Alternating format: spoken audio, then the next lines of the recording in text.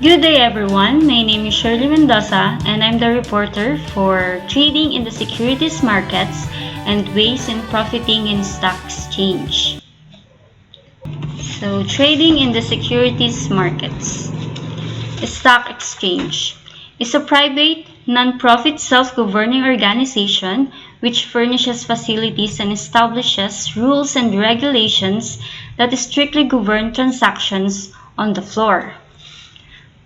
Stock exchange standardize investments, allowing people to buy or sell discrete and equal shares of ownership in various companies. It also facilitates the transfer of funds between investors and businesses, regulating as necessary to provide maximum safety for everyone's investment. Here in the Philippines, best example is the Philippine Stock Exchange. Sa Philippine Stock Exchange, may nakapaloob doon na stock market, which is a place where stocks are bought and sold. Yun, doon nakapaloob ang stock market sa stock exchange. So, the PSE or the Philippine Stock Exchange is the corporation that governs our local stock market where people buy and invest in stocks to benefit from the company's tremendous value potential over time. Siguro nagtataka po kayo, ano ba ang pinagkaiba ng stock market sa stock exchange? Well, ang stock market represents the companies that list equity shares for public investors to buy and sell, while stock exchange are the infrastructure that facilitate the trading of those equity securities or stocks. So let's proceed.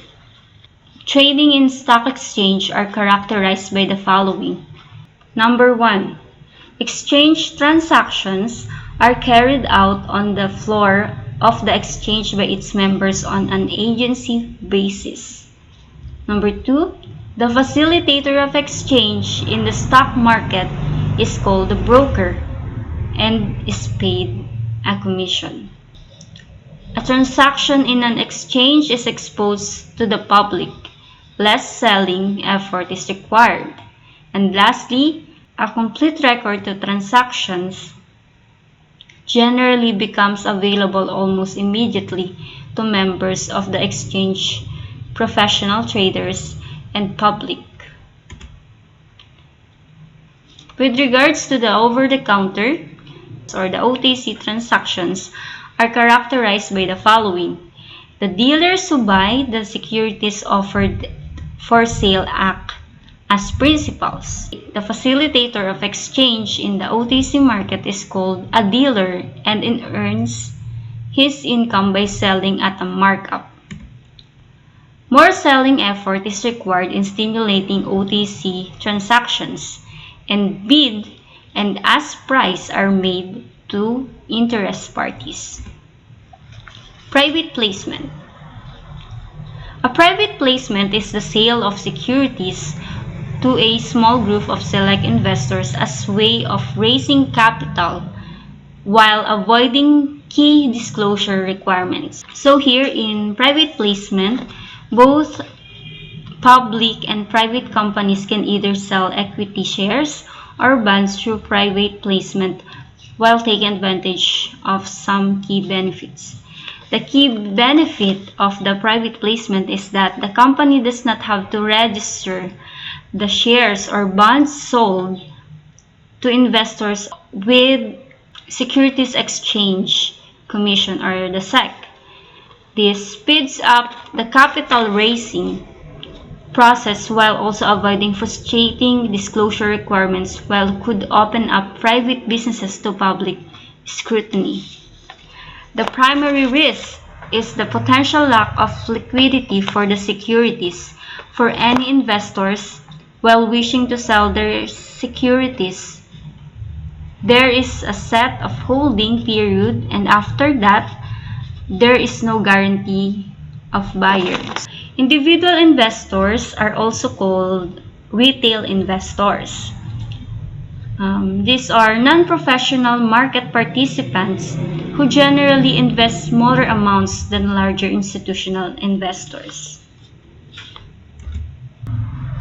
One of the characteristics of individual investors are thought to be less knowledgeable, less disciplined, less skillful, and more prone to behavioral and emotional errors than professional. Despite of their lack of knowledge, the retail investment space is enormous, with individuals investing through retirement accounts, brokerage firms, online trading accounts, and robo-advisors. Ways in profiting in stock exchange, or yung mga paraan kung paano kumita sa stock exchange. So, ang sabi dito, there are ways to make profit by investing in stock exchange, such as earn income on share investments in the form of dividends commensurate to volume of shareholdings. So, yun nga, kikita po tayo sa dividendo na ibinibigay ng kumpanya or kinikita ng kumpanya. Number 2, spread markup generated from stock trading, the difference of selling price over the buying price of shares. And lastly, number 3, earning from capital appreciation on the gains made on capital or principal invested when share price increases. That's it. Thank you for listening, and bye for now.